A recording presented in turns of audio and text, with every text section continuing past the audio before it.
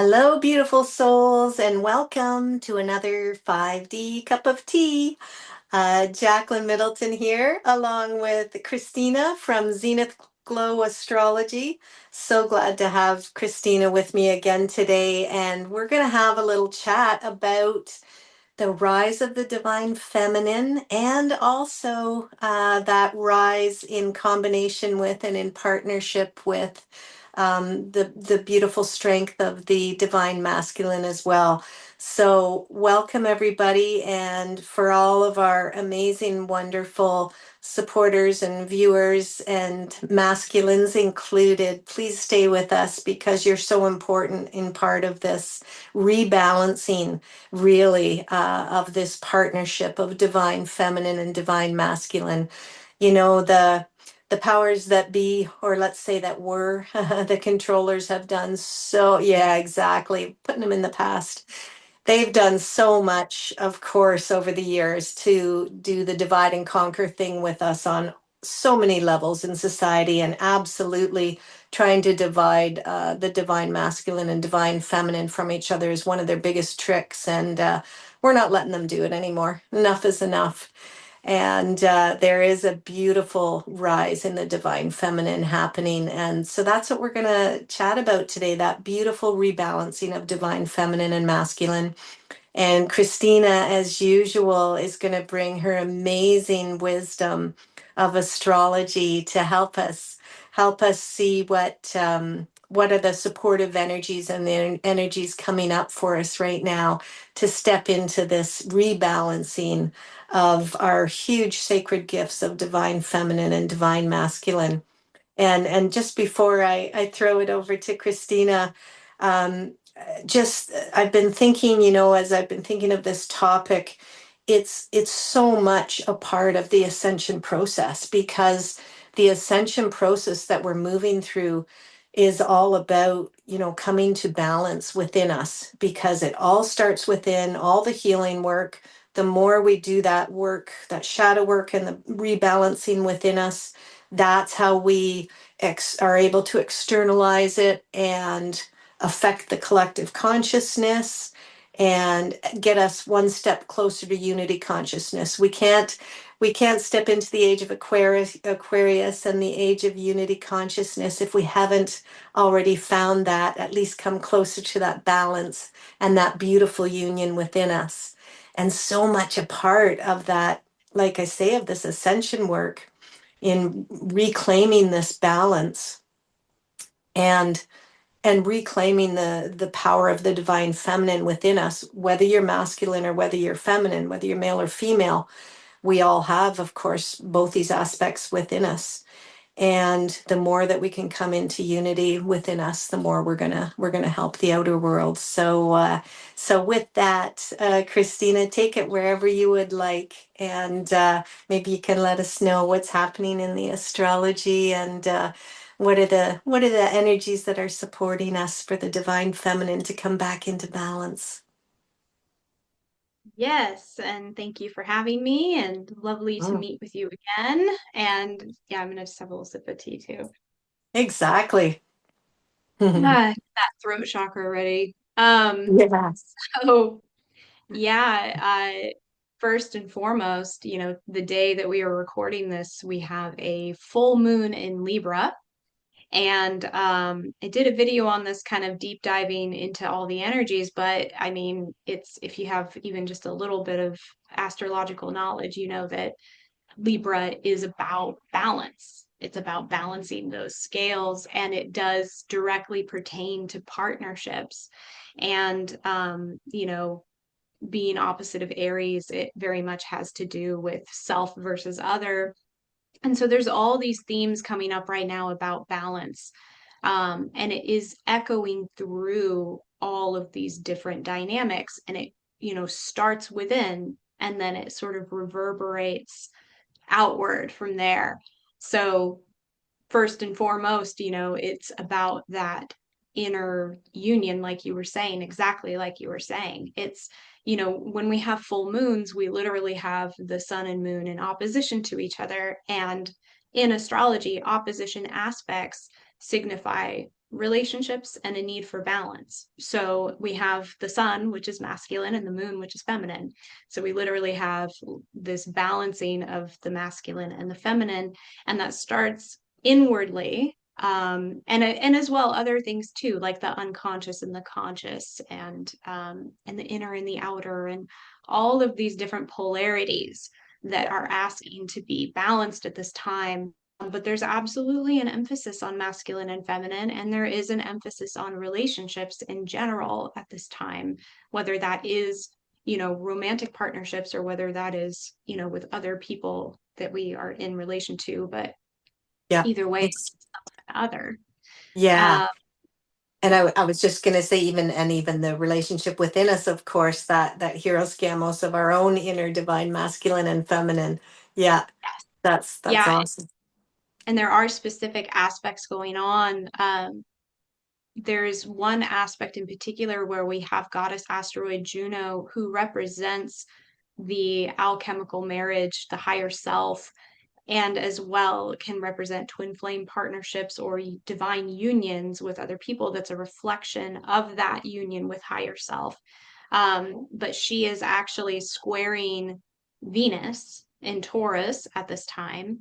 And then we also have Pluto conjunct goddess asteroid Juno. So we have the transformer and that evolutionary purpose of our soul conjunct with that union of higher self, and each of those is squaring Venus and Taurus. And Venus and Taurus is all about relationship to self and self sustainability, and what are my values and how do I feel safe. And that is our feminine octave within the planetary players in astrology. We have Venus as the feminine and Mars as the masculine. So there's absolutely this call to balance that relationship and to go inward and to heal so that you can move into that alchemical inner marriage, which then, of course, filters out into physical reality. Yeah, It starts within. And that in and of itself is a feminine principle, working inwardly before you go outward. The inward would be the feminine and the outward would be the masculine. So exactly. everything at this time is coming into balance, and it's all being Yeah, brought up to be looked at more clearly. So that's yeah, happening literally right now, today, as we're recording it. But it is also going beyond today, just so people know. We also have a comet that is coming into its perihelion on April 4th and 5th. And the themes for that comet, and I talk about all this in my video, but the themes for that comet very much tie into the themes that are prevalent in the Libra full moon. So it's almost like we're getting an extension of that energy, because we do get that full moon energy at least 3 days on either side of the actual mhm, event. yeah, But and it hits us differently. You'll feel it at different times depending on your sensitivity, depending on what placements you have in your chart and how it's affecting you. And then, of course, the unique ways that those dynamics play out in your physical reality, in your relationships. But yeah. this comet, it's like the comet itself is divine feminine. This is Okay. something that I've talked about before. Comets carry feminine energy because they Right. come from deep space, and they come from this cold, dark place where they are bringing things into our awareness it's literally like pulling the shadows into our realm of experience to be acknowledged. And so Yeah. having this feminine energy come into perihelion, which means it's coming close to the sun, and the sun is masculine consciousness. It's like we are literally having this marriage of feminine and masculine at the time that we have this Libra full moon. So, Wow. yeah.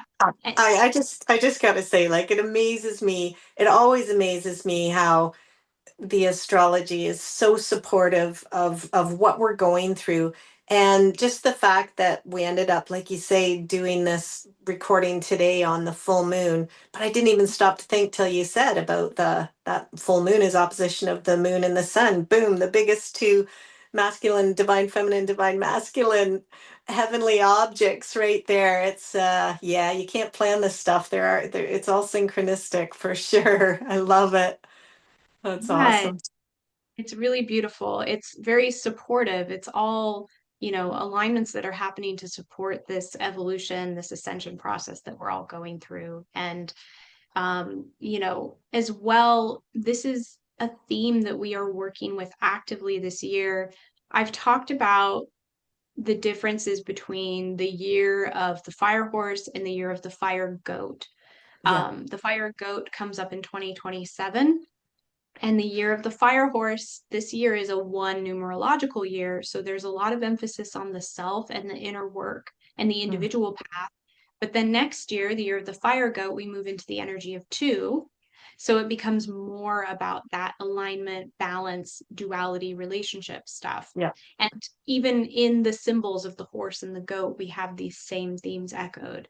So this year, it really is about doing a lot of that inner work so that we can get ready to move into that divine union, whatever that looks like for us. And that Yeah. extends beyond just partnerships. It also, like you were saying, Age of Aquarius, it's also about dynamics in all kinds of relationships and being able to cooperate and work with other people. Because the more you are balanced within yourself, the more you can hold space for others. Um, so we have a couple other important transits that are happening this year and actually in early 2027 that I wanted to mention because they are part of this process. So even though they're not happening until later, this is stuff that we're prepping for now. Yes. And those two transits that I'm referencing, we have a Venus retrograde that's going to occur in October. She starts retrograde, I think it's October 2nd, and she'll be retrograde until October 13th.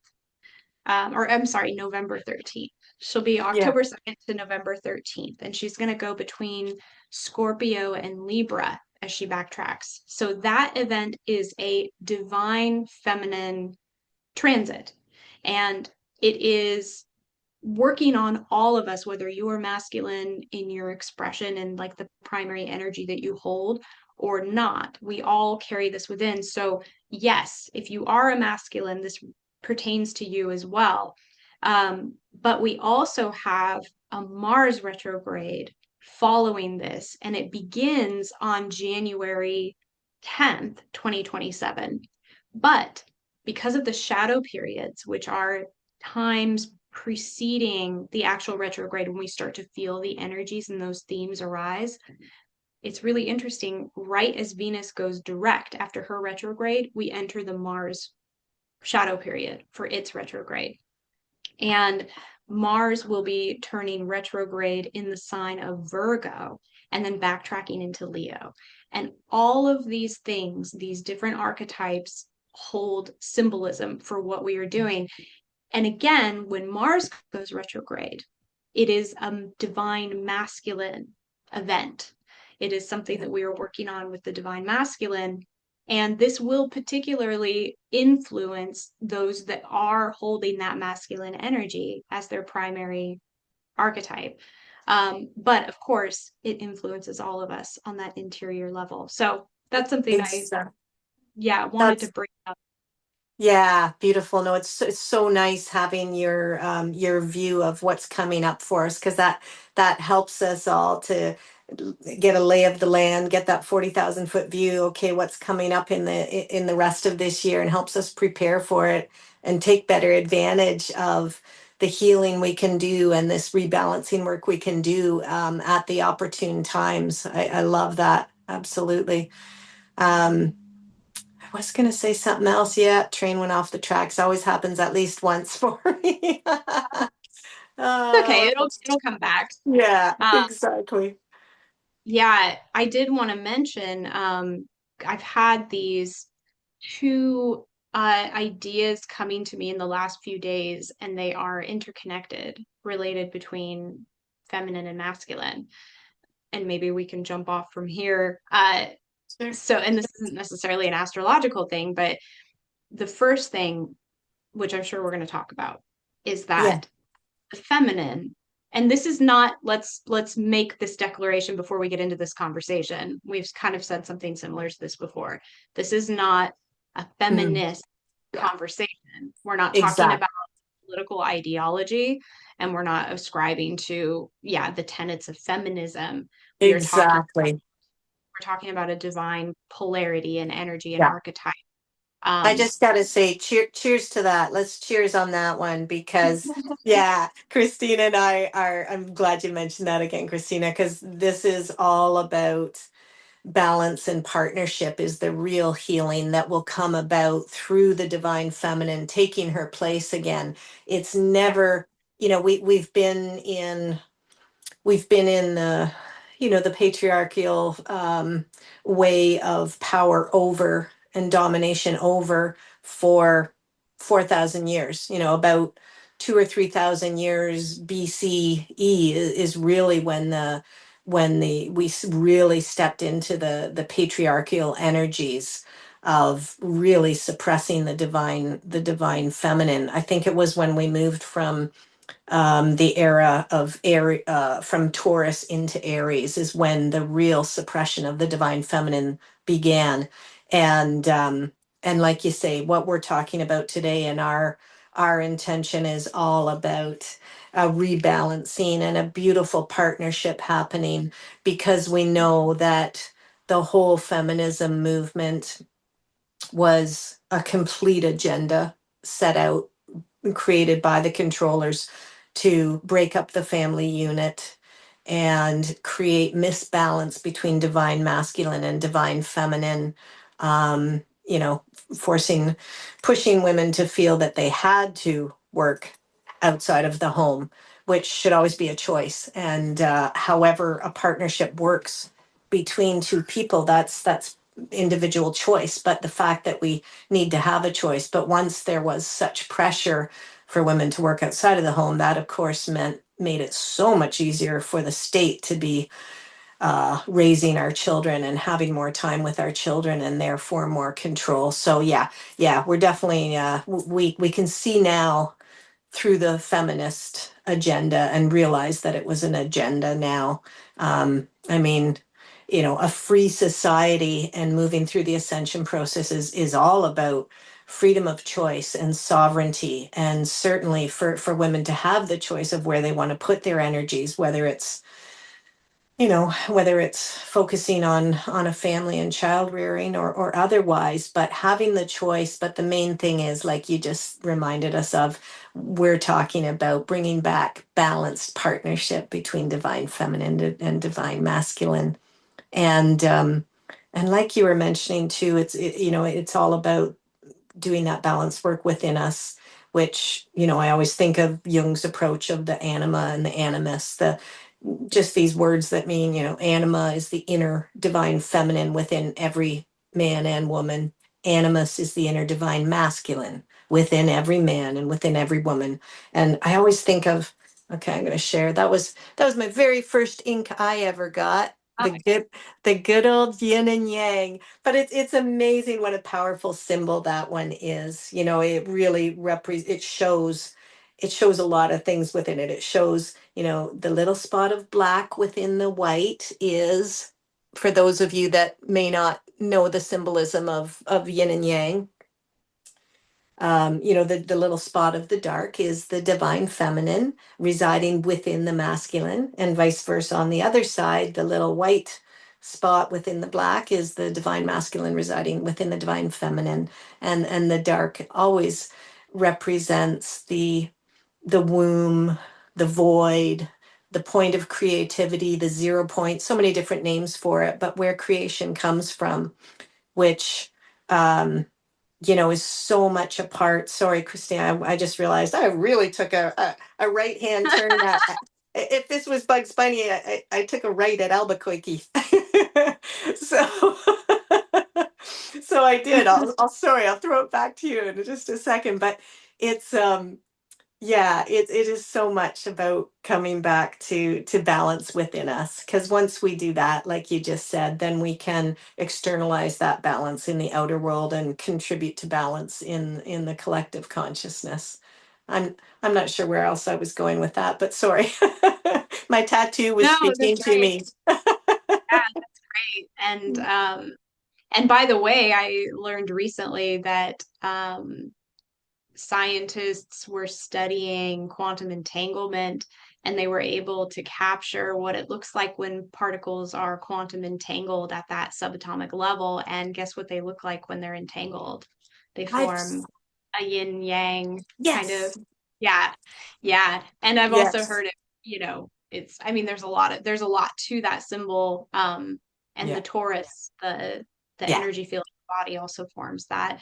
So yeah, again, there's a lot of really deep layers to this, but I mean, and that's a whole other thing. But I was going to mention also with the feminist movement, you know, it was actually quite clever because, and I'm sure it was something that was foreseen, eons before it actually happened. And then, of course, when it started to take shape, it was hijacked and controlled and manipulated to become what it was, because you can only oppress something for so long or hold something down for so long before it inevitably starts to yep, spring back and push you back. got it. So I there's always going to think, be. yeah, sorry, I always think of, yeah, like the trying to hold a beach ball underwater. It's always gonna Mhm. want to pop up. Yeah, Yeah, yeah, eventually it's going to. And so they knew that there would be some kind of pushback on that. So there was always a plan in place to, steer that the way that they want it to go. And so it's very quite clever because it's, you know, this seeming movement to take power back and to reclaim your sovereignty and reclaim your, feminine power. But the irony is that what it did is it actually pushed women into their masculine. yeah, So instead of actually reclaiming the feminine, it just created further balance and distortion by pushing everyone into the masculine, which has always been the goal since day one. And this is a huge topic, and we don't have to get into all the nitty gritty of it, but the point, the purpose, the motive in suppressing the feminine is because the feminine is our divine connection. It is the innate inward connection, that intuition, that psychic connection, that spiritual heart connection that we hold to Creator. It is yeah, our connection as creators, our ability to create. And so by suppressing this principle in men internally and in women literally, yeah, uh, yeah, it prevents us from finding that deeper connection to creator and recognizing our power as sovereign beings and our ability to create the reality that we want to create and have that divine connection to wisdom and to, that yeah, innate spiritual knowing that we all hold inside. It yeah, forces us to put our perspective outside of ourselves, to look to external authority for yeah, answers and for direction, which is a masculine principle. And again, these are not negative things in and of themselves, masculine and feminine, yeah, either way. You can go into imbalance either way. And there are some theories that at some point in time on Earth, we did have a matriarchal society that did become imbalanced as well. yeah, So yeah, like, a whole other, that's a whole other exactly. can, Yeah, but yeah. yeah, The but Amazonians. Yeah, yeah, yeah, but the point of it is that, you know, divide and conquer. You're going to choose a side to oppress or suppress, whatever, and to yeah, control, and you're going to imbalance on the other side. And that's a way to manipulate reality and to manipulate people. And yeah, so that is kind of the whole point to this. And so that's why it was actually quite genius to take something that should have been, this reclamation of the feminine, and to yeah, actually manipulate it and distort it, and to create the illusion that you're doing that when you're actually just furthering the masculine or the patriarchal agenda, whatever you want to call it. yeah. I would That's say the so. misogynistic agenda.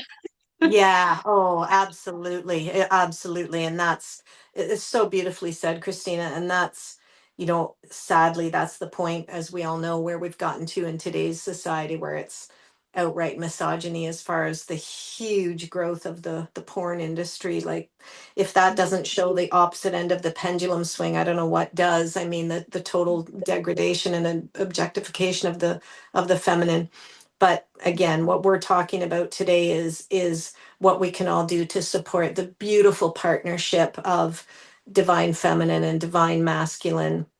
And I'll say it again, I've said it before, but I just love the expression that the divine masculine protect the divine feminine because she's weak. He protects her because she's so powerful. And it goes to what you were just saying, about, the divine feminine, that beautiful receiving energy, and the womb, and the darkness of the void from where everything is created, both externally in the cosmos and literally and physically within the female body, to produce a new life. And that, you said it so well, and there was a definite disconnection, of the divine feminine and nature from God. And when we really stepped into the real patriarchy, starting, like I say, a little bit that I've learned in research, 2 or 3 thousand years BC, is when we really stepped into that patriarchy through the growth of the Roman Empire, up to the crucifixion of Christ, and certainly up to present day. And it's just gotten stronger as far as the power over.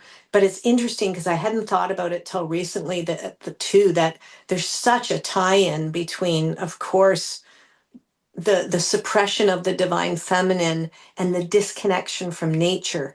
And that's partly what happened, yeah, when we were really moved into, I don't know if it would maybe go back to like the days of the Council of Nicaea, when all forms of the divine feminine wisdom and power were taken out of all of the books of the Bible, in order to really suppress that divine feminine. And that put us into that state of looking at, well, religion and dogmatic religion being a form, one of their favorite forms of control over us. And so once you cut out the divine feminine, then there's that huge rift and imbalance that started that long ago. And because I absolutely agree that, like you say, that in the past there definitely were cultures, especially our indigenous cultures, who have never lost the wisdom of the huge power and beauty of the connection to Mother Earth. And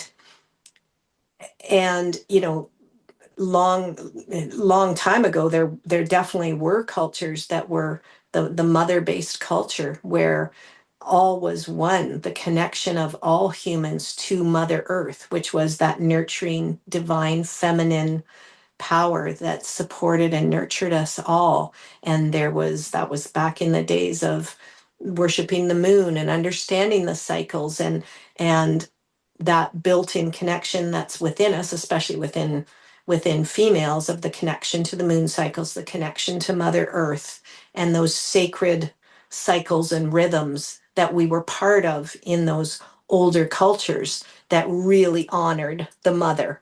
And then we moved into, like I say, those times of the uprising of the Roman Empire, which moved us into religious control, and everything became masculine. Everything became, there's only a divine Father God. No mention of mother anymore whatsoever. And in so many ways, that was the real beginning of the huge suppression of the divine feminine, and taking out the gospels of Mary Magdalene and all of her beautiful wisdom and teachings, that I know you and I have so much reverence and respect and love for. And that's what's coming back now. And sorry, I did my left to Albuquerque there again, but I love that you can tell us, if you like, more about the astrology, and Juno. I love that you mentioned Juno. Yeah, the goddess of marriage and sacred partnership. um, and and that's happening. Sorry, remind me. That's happening right now. That effect is within our astrology right now. Yes, I mean Juno's always there and she's Yeah. always moving around just like all the other planets and figures. But at the time of this full moon, she's making a prominent aspect. She's in the early degrees of Aquarius and she's conjunct Pluto. So that Right. is like this transforming through the higher self, through the divine marriage, divine union. And then she and Pluto are squaring Venus, which is in Taurus. And Taurus is, Venus rules Taurus and Libra, right? And so Venus rules this full moon, you could say. So her energy is very prominent at this time. And being the ruler of Taurus and Libra, Venus represents how we love and how we want to be loved and what we need to feel safe and secure and to create stability based around our values and what brings us a sense of harmony. So we enter the functions of Venus through Taurus first. We have to cultivate relationship with self. We have to cultivate our values, and we have to build that self-sustainability that is based in that foundation of our values. And once we cultivate harmony in ourselves, we are then able to take it into Libra, out into relationships, to have healthy, harmonious, loving relationships that are reflected through this divine partnership. And so with Juno and Pluto squaring Venus, it's like, and those are considered, higher, they're outer planets. Well, Juno's an asteroid, but they're outer figures in astrology. So they're more acting on Venus, which is very personal in our consciousness. So it's like we are being compelled to transform our ideas, our paradigms around what self-worth is and how we take that into our relationships. How do we hold ourselves in relationship to others? And how can we cultivate healthier, balanced partnerships that honor both self and other? And those are big themes that are going on at this time. So that's the Juno aspect Yeah. of it at this time. Oh, that's beautiful. I love it. I love it. And just a little bit of an offshoot, but I was thinking too when I was doing some research for our chat today that the uprising in Iran and the beautiful freedom finally that is coming for the divine feminine after how many years, 70 years, or since the early 70s when the big regime change happened, and the radical Islamic element took over and suppressed the divine feminine there.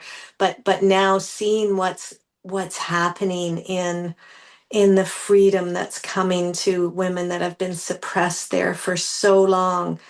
I've watched a few little videos of women in Iran burning their niqabs, their clothing that has covered them and only allowed them to show their face, and going back to wearing their beautiful traditional Persian dress, which is so colorful and so beautiful. But it's just so symbolic, and it gives me goosebumps watching some of these videos to see what a beautiful, beautiful example of divine feminine being freed in an area of the world where it was so tyrannically suppressed. And I can't help but think, I get goosebumps as I say this, I can't help but just imagine. Can you imagine the energetic ripple that's going out into the collective consciousness from that area of the world right now to bring huge support to the freedom and uprising of divine feminine? And again, in partnership with beautiful divine masculine is the goal. And that's what I'm seeing in some footage coming out of Iran, of that area. You know, Irrespective of what else is happening there, and I'm certainly not an expert on it. I just wanted to point out the fact that I can't help but think that there's a big ripple of beautiful freedom and support for the divine feminine rising coming out of that area right now. And let's hope and pray that it continues and that it leads to balance and freedom and sovereignty. Yeah. Yeah, well, and it certainly will because it's something that is seated in a spiritual level that we're seeing manifest in the physical. And what I was actually going to say, I got completely sidetracked talking about feminism and history and, yeah, a culture and all the things. But what I was going to say, actually, to start this off, the idea that came to me is almost like a channeled message in the last few days is this idea that we know that it is through our challenges, it is through those kind of like Saturnian principles of control and limitation and restriction. Those are the things that shape us into diamonds, right? Mhm. That is the sand in the oyster that creates the pearl. And so through this huge long-standing era of suppressing the feminine. And again, the feminine, and I want to talk about this more, is not just women. It is a principle, it is a polarity that exists in men. And I really want to talk about why that's important. But uh, it is actually, I had this come to me, what has been oppressed has been made stronger. So when it inevitably rises, it does so with intense power. And it's kind of like what you were saying with the beach ball. I think of it as like a springboard. Like the further down you push something, the farther down it gets pushed, inevitably it will shift. And when it does so, it's going to do so with even greater power than had it not been pushed so far. And that's what we're Yeah, starting to see is the spring back of yeah, all of that oppression and suppression and control and manipulation. yeah, And so it's almost like we've all been, and again, men and women through our feminine, it's like we have been germinating. We've been like in our little cocoons, sort of transforming and being made stronger. So as this energy rises, it's going to hold immense power for everyone. And it is a deeply spiritual thing. And this is what is assisting with ascension. Um, and I wanted to say as well, going into this topic, the masculine suffers equally when the feminine is oppressed. When the feminine suffers, so does the masculine. It wounds the masculine. yeah, Um, and again, it cuts off that part of you that is connected to this innate creative power, this innate creative ability. Um, and so it is really interesting that we do have these alignments going on with Venus and Mars right as we are bridging between the fire horse and the fire goat. And the fire horse holds deeply medicinal energy. It is all about healing, and it is all about healing the identity and the self. And so that we can pioneer, so we can go forward and build something stronger in that foundation once again.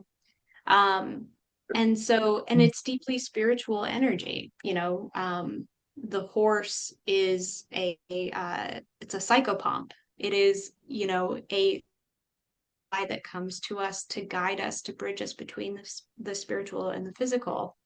yeah, So, and I love what you were saying about the connection to earth, which reminded me that part of the feminine principle is connection to body. It is connection to our physical form, which again, the fire horse, this is a theme of the fire horse, connecting spiritually through the body and understanding how the body is not separate from spirit, and how it is actually through the body that we enter the realm of spirit. When you try to cut these things off from each other, it just creates dissonance. Um, yeah. so this is absolute, and that was one of the teachings of Mary Magdalene as well, is that you have to connect through the body. That is where wisdom is held in your body. And That's that's right. and I Yeah. believe that that is why, my opinion on this, I believe that is why women have been objectified, have been treated the way that we have been, and why we have the porn industry and all that that you were saying, is because if we are treated as objects, then we look at the body as an object rather than as a sacred vessel for spiritual connection and divine union. Uh, Oh, so beautiful, so beautiful. I love that, Christina. And yeah, because embodiment, yeah, is that's like synonymous with divine feminine. Absolutely. And it's so important as we go through the ascension process. It's not a process that happens in the head, in the mind. We've got to do that big tough journey from going from the head to the heart, because that is where our emotions are that need to be healed, and that is the divine embodiment of feminine nurturing and creativity. Exactly. Yeah. Yeah. So beautifully Absolutely. said. And men have been equally cut off from this knowledge, this sacred wisdom. And I find it so fascinating that this Mars retrograde starts at 10 degrees of Virgo and then it backtracks to 20 degrees of Leo. I've been hearing from a lot of men in the spiritual community, first of all, pointing out the fact that our spiritual movement has really been spearheaded by women, and that we have a lot more women active in this kind of ascension movement. And now men are starting to step up more into their role in this process of creating new earth, and that they are being called to make this transformation within themselves. And it's such a hard thing for men to do because they do not have examples. They do Yeah. not have very many examples, I should Yeah. say, throughout Yeah. history of Yeah. men that hold this energy of what does it mean to be a true divine masculine, and Yeah. what does it mean to protect the divine feminine, and also to hold that sacred inner marriage within yourself. There's not many examples, and men have been equally targeted as women by the hijack, by the distortion. And unfortunately, obviously that manifests through a myriad of ways, where men either are actively suppressing women and objectifying women, and doing the opposite of what they are meant to do, which is to protect. Yeah. um, which again, that wounds the soul to do that. When your purpose is to Yeah. protect something sacred, and Yeah. you become manipulated and distorted into violating, or suppressing, or whatever, that Yeah. thing, it actually wounds the soul. So men are holding Yeah. this wounding within themselves. And Yeah. it's also like a disconnect from divine mother. Yeah. It's like Absolutely. mother. Yeah. Yeah. And so now men are being called. They're receiving that clarion call through the year of the fire horse to go inward and rediscover who the true self is. And part of that is recognizing that connection to divine mother within. Yeah. And so again, super interesting. And men have been manipulated in particular through their ego. I wanted to Yeah. mention that. In particular through the ego. They've been made to be competitive. They've been made to be externally Yeah. focused, to be, yeah, not disconnected from the spiritual, from emotion, from the heart. Absolutely from Exactly. the heart. And so Exactly.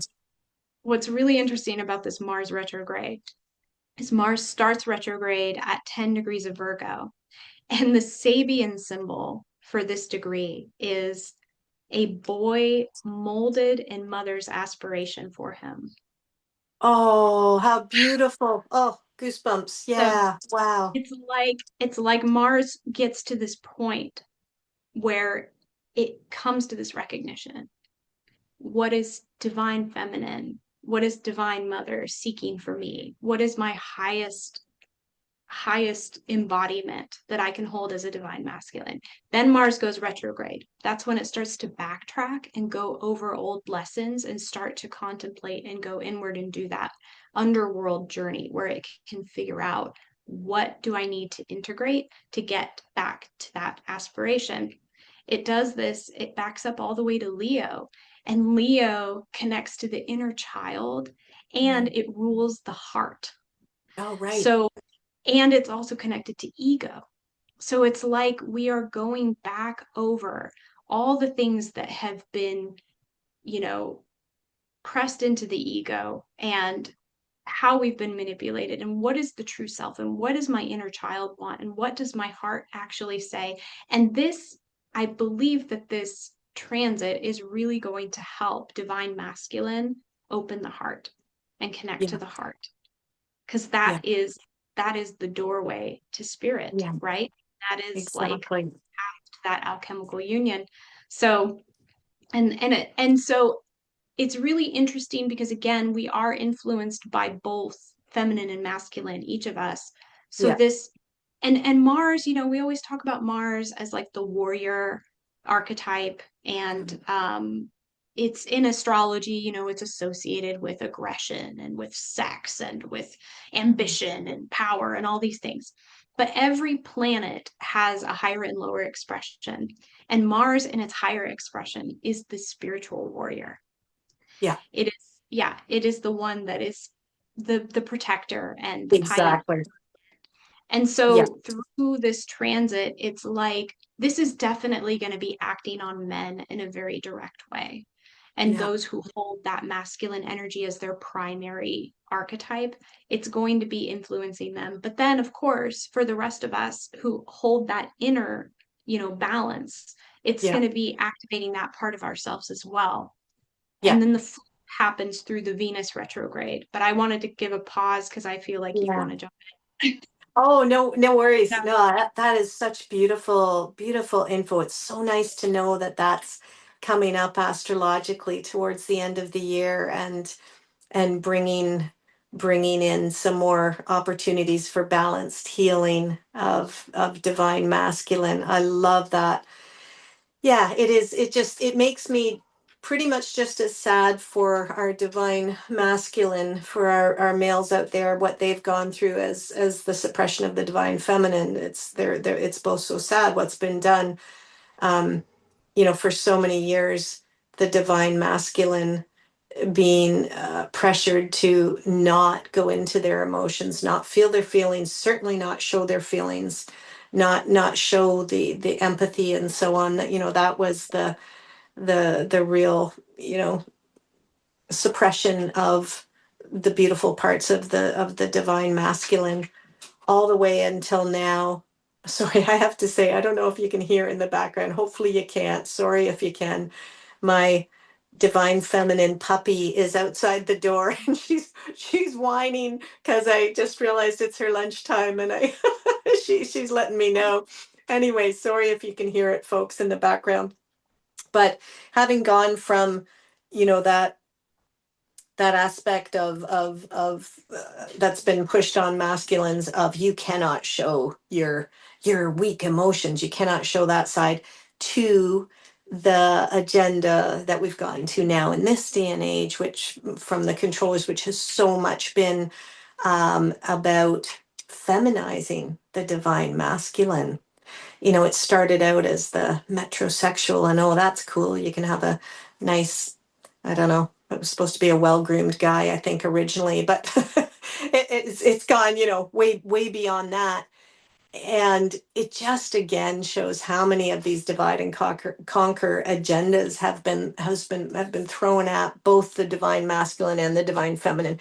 Because what better way to leave the divine feminine once again unprotected and suppressed and put out there, um, to be mistreated, if the divine masculine is made to be overly feminized and not there to embrace their beautiful role of protector of the divine feminine. So yeah, just all those agendas that both males and females have had to move through in the last decades, for sure. But it's so nice to hear that that's coming up astrologically, that beautiful opening. I love the Sabian symbol that you described. That is so beautiful. The young boy being molded by his mother and supported, because yeah, it's got to be that nurturing of the divine masculine within the feminine, and likewise for men, it's got to be that healing and nurturing and support of the divine feminine within every male. Because it's only when we have that balance, yes, that we're gonna within us, that we're gonna bring that balance into the outer world. And it's happening. You can feel it's starting to happen. Yeah. Yeah, Well, and that's why this time is really exciting because, again, what is held down and oppressed is only going to rise that much stronger once it does. And we are starting to yeah, see that now. And that's where this transit of Mars in its retrograde, again, that's right in January of 2027. So this begins just before we start the astrological, or not, excuse me, not the astrological, the lunar new year for the year of the fire goat. It starts about a month before that. So, again, it's really interesting because it starts in the sign of Virgo, and Virgo is connected to the Hermit card in the tarot, which is all about going inward and following your inner light. And Virgo, in and of itself, holds a very feminine energy. So it's like men and those who hold that divine masculine are being called inward into that Yeah. feminine principle to discover the inner light and then to heal the inner child and to connect with their Mm. heart. Um, and then likewise for women, and I don't even want to say for women, but for divine feminine, we have this Venus retrograde that's coming up in October, going between October and November. This is really interesting because Venus is starting retrograde at 8 degrees of Scorpio, and then she's going back to 22 degrees of Libra. So, not only backtracking through one of her signs that she rules, but essentially this movement of Venus, it's so powerful. It is powerful, literally powerful, because it starts at 8 degrees. 8, is connected to transformation, and the sign of Scorpio is connected to transformation. And And so, sorry, I just got to jump in and say it. And we all know you put eight on its side, it's the infinity loop, which, right, has the 0 point in the center and creation. It's amazing how it always all ties in. Sorry. yeah, and Yeah. the numerology is all really interesting. Mars begins its retrograde on January 10th, 2027. That's a 2 year. So we have 112. And then for Venus, it's October 2nd, 2026. This is a one universal year. So we have 121. So we have these ones and twos at the Yeah. time that they retrograde, which again, one and two, and it's that like self and Mhm. union. And then both of Exactly. those number codes reduced to four. So it's Oh, about creating stability and stability. foundation balance. Yeah, Exactly. Ah, how beautiful exactly. is that? How beautiful is Yeah. that? And like you were saying too, I mean, this year of this numerological 1 year we're in right now, 2026, um, as part of the individuation process, it's helping us to do the healing work within us so that we can enter into that um, Chinese astrological year of the year of the goat, the number 2 year, 2027, which, as you say, is about, there's so many things that two represents, duality and partnership, but coming into partnership. So just like we were just saying, doing the work within us first so that we can be in better partnership and better balance with those around us. And it all falls into alignment. And even it makes me think too of, if we have issues around the first chakra, this year is probably especially a good time to work on those issues because it is a number 1 year, and the number one chakra, Muladhara, that root chakra, which is all about um, our feeling of connection to the tribe and safety and security and so on, getting that balanced within us so that we can move into the year 2027, a numerological 2 year about partnership, and still I think 2027 can also be probably looked at as a good year to still keep working on that heiros gamos, that inner divine sacred union, because that inner marriage of divine masculine and feminine is all about that number two partnership as well. And Yeah. yeah, and I'm Yeah. gonna apologize. Sorry, I'm not gonna. I want to throw it back to you, absolutely, but I'm going to apologize because my technology did give us challenges today. I want everybody to know Christina totally saved the day, saved my butt with being able to save us from my technological issues. But all I wanted to say is I have no idea how long we've been going, but maybe we'll.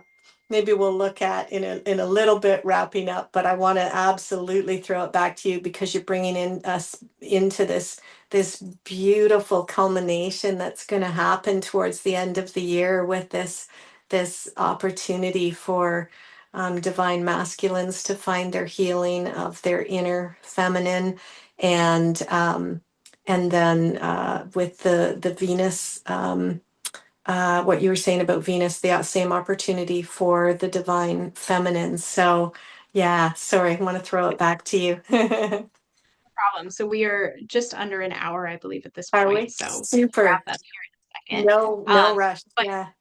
but yes, with the thing that I wanted to conclude with on the Venus retrograde is that what's really powerful about this particular retrograde is that, especially Scorpio is really about going into the darkest of the dark that there is. It is about control and oppression, and it is about power being ruled by Pluto. Pluto is the most intense planet that we have. And it is really like all the darkest things you can think of, the shadows that exist in this world, those fall under the realm of Scorpio and Pluto and the eighth house. And so, with Venus going through this retrograde cycle, and her retrograde cycle in and of itself is a rebirth process. Yeah. And it is where she creates that rose of Venus. And so it is going to be this process where we are going back emotionally over the past, because Scorpio is tied into emotions, and Scorpio is like the sign that we enter where we encounter the imprinting of childhood that came through Cancer, through relationship and through mirroring and partnership, and we transform that. We take what has oppressed us, what has controlled us, what has challenged our sense of power, and we die to the old self and we rise anew as something totally birthed, completely fresh. And so this is going to be a really powerful retrograde cycle, because we are diving into some of that darkness and we are facing some of those past things that have happened to us. Now, on a collective level and like a more at a glance level, this is the entire oppression of the feminine that we were talking about, going all the way back, you know, thousands of years ago. But for each of us, it's going to show up in a personal way, because we process collective energies through our personal experiences. So for each of us, we have encountered or experienced some kind of oppression. And again, this applies to men too. How Mhm. has your feminine been oppressed? How has it been suppressed? How have you been cut off from it? Um, this is going to come up for review at that time. And through that process, which might initially start out as something intense and a little bit painful, we are going to eventually backtrack into Libra, which is Venus's sign. That's the sign that she rules. And that is where we come into balance, because Libra is all about balance. And she concludes her retrograde cycle at 22 degrees of Libra. So it is literally coming into alignment and balance. And this is the like highlight, the keynote moment for divine feminine, where she rises in her power. This is where she arises successful, having taken all of that pain from the past and transmuted it into power, Mm. and where she shifts into true expression, true harmonic, balanced expression of divine feminine, holding that power, that quiet power of just holding that space and just existing in that magnetism and exuding unconditional love from a totally open, healed heart. So Oh, that's what we're going to that's, be coming up on at the end of this year. And everything we're going through right now is feeding into this. That's why it's yeah, relevant right now. yeah, Everything we go through is leading up to this. yeah. It's a journey into the self to enter this initiation into transformation. Yeah. Oh, that's so beautiful, Christina. So, so well explained. And boy, does it ever, it always amazes me how what's happening in the stars and the astrology is always supportive and reflective of exactly what's happening internally. And we know that's the only way it can be, as within, so without, as above, so below. Um, all the alchemy of it, though, it's just amazing. And on the world stage, like what you're describing in the Venus retrograde, um, of looking at, being able to heal the divine feminine suppression. I mean, on the world stage, I really have a feeling that as we go through this year, that it's towards the end of 2026 when there's really going to be the full culmination and uprising of the deepest, darkest shadow, like you were saying, of what's been happening to especially our precious children and women and men too, through the the horrors of human trafficking and the subjugation and the violence that's been happening there. And I think that all of that is really, really going to culminate and come up into the public eye more as we go through this year, and especially towards the end of this year. So again, it amazes me how the astrology is supporting us in doing this healing work internally, and that's going to help us be able to see and at least somewhat better handle the difficult truths that are going to come out into the light more and more around this, the human trafficking, the violence to children and women and men, and how it's affected us all. And boy, yeah, the more we can do this healing within, the more it's going to make it at least a little bit easier for us to handle and see that truth as it comes up into the light, for sure. Yeah. Right. um Well, and again, all things in divine timing. yeah, And that is part of exactly. this process. You cannot look into that darkness. You cannot look into that without flinching unless you are standing in balanced power within. And it's interesting, isn't Exactly. it? Because that particular thing, which we don't have to get into it, but that particular topic is something that calls for both healing and protection. And those are the rules of masculine and feminine. And that's why we are coming into this balance now, because it's being Oh, restored everywhere. But oh, yeah, beautifully but I said. also I also want to emphasize, though, just one last point, that we will see a lot of things going on in the world stage, and it is going to be upsetting to make an understatement. Yeah, But it is so crucial not to take your eye off of the true reality, which is what exists within you, which is what is happening in your heart. And no matter what is going on and how it might seem, remember that that is all, to a degree, it is all illusion, because yeah, yeah. we are all one, and we are all the source. And You got it. what you do for yourself, what you do in your individual life, and the way that you reclaim power and the way that you heal yourself does have an impact. As much as it is difficult to see that from No. a linear perspective, it Yeah, does. You are shaping reality, and you yeah. do hold the power to do that. So keep working on 100. yourself. Yeah, so beautifully said. 100% exactly. Like we always talk about, you and I, it all starts within. Absolutely. The more we can do this healing work within, yeah, the more we can.